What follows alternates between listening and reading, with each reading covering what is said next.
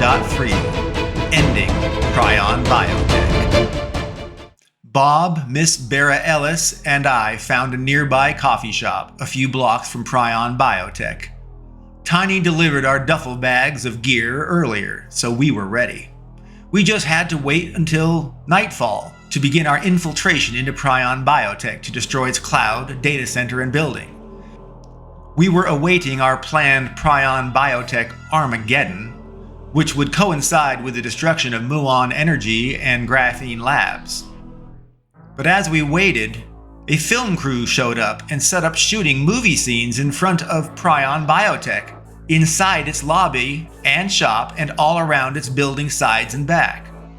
There were dozens of film team members everywhere: grips, camera and boom operators, makeup artists, wardrobe coordinators, food caterers, and of course the actors, directors, and producers.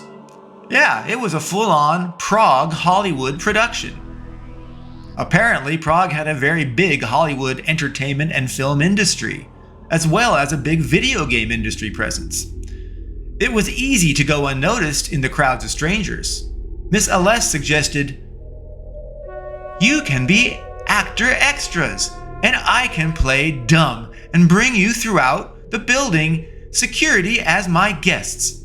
And if we're stopped, you are just no-name extras, and I was an enamored film industry groupie, which you offered to tell me all about your industry." Bob said, "That sounds like a great idea. I vote yes." I nodded in agreement. We would be actor extras when we entered the building, if they were still there at the time when we went in. I doubted they would be there at nighttime. But my phone vibrated, and that single SMS text came in from Sarah, and quickly following it was another group MMS text to the entire team. It said, "Muon Labs was destroyed. Its cloud has been overwritten. Its data centers and building have been blown up, and the flaming dagger of choice and destiny was lost under the collapsed building's rubble and debris. Therefore, accelerate and execute plans to destroy the other targets ASAP." Bob said, "Crap. The dagger is buried. We need that thing. And blow up the buildings in the day? So many people dead?" Bob was visibly shaken, struggling to grasp the reality of the situation. Miss Bera Alice said, "No, that's not right. The dagger was transferred to Prion a few days ago, after Muon failed to derive meaningful test results. They were hoping to see how it might interact with brainwaves and thought. No tests have begun with it here. It's just sitting in a test harness in the lab on the second floor of Prion BioTech," she emphasized. "It's right here, right now. It's here." It was a miracle. The dagger of choice and destiny was, luckily, in the very building that was not yet destroyed and the one that I was going into. I replied to the MMS text, so the entire team saw my response. "The dagger is here. Repeat, the dagger is here at Prion. Everyone, get with Tiny, be on call. Get to Prion. We're going in." Everyone replied with 3 letters, HUA, Hua. Miss Ellis looked nervous. She said, "I'm not used to this sort of thing. I'm not a fighter. I'm not much of anything but a techie." She looked alarmed. "Did I see Muon and Graphene are both blown up?" she gasped. Bob answered, "Yeah, they're rubble now." He seemed to say destruction like he was a news reporter. Just the facts, not that much emotion, professional deadpan, serious. I said, "Well, it looks like we're going to be actors sooner than later." Turning to Miss Ellis, "We are your guests, technical director."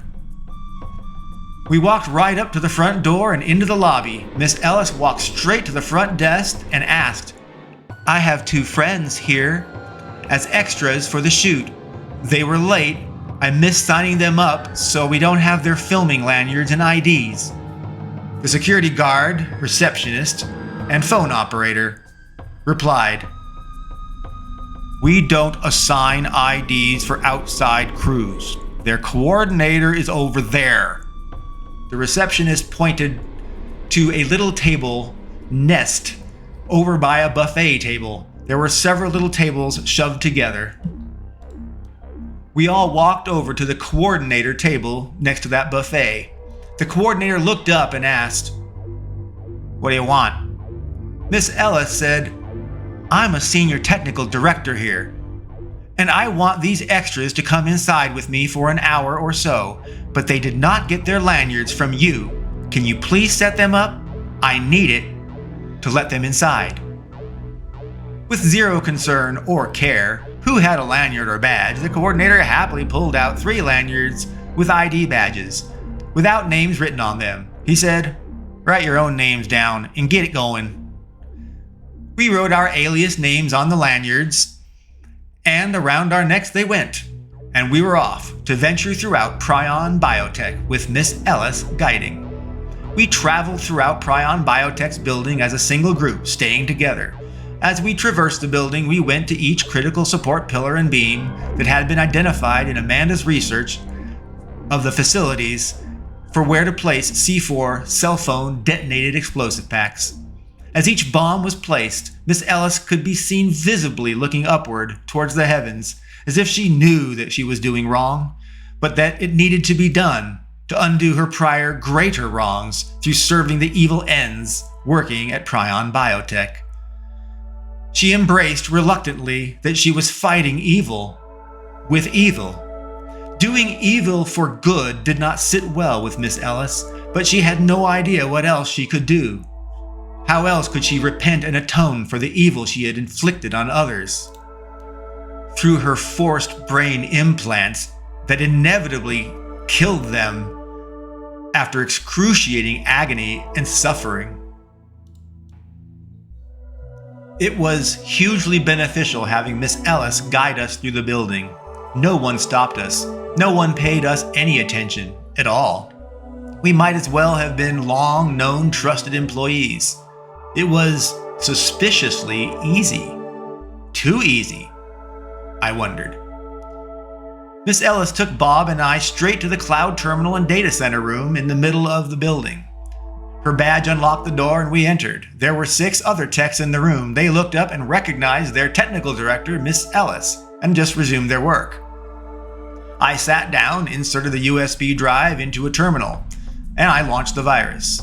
The virus began overwriting files with its hexadecimal value, dead, and attaching itself to any programs it encountered so that if something survived, it would relaunch itself whenever they were launched, hiding inside their program code, if ever it had been otherwise detected or stopped. The virus would spread to local networks, through the cloud, everywhere. It consumed every program and every piece of data throughout Prion BioTech and its cloud. It was done.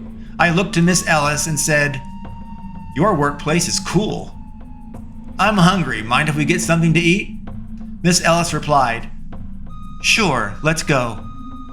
And we left the data center before the techie discovered the data files and their interfaces on their terminals were destroyed all around them as they ignorantly worked in the presence of the virus unleashed upon their work.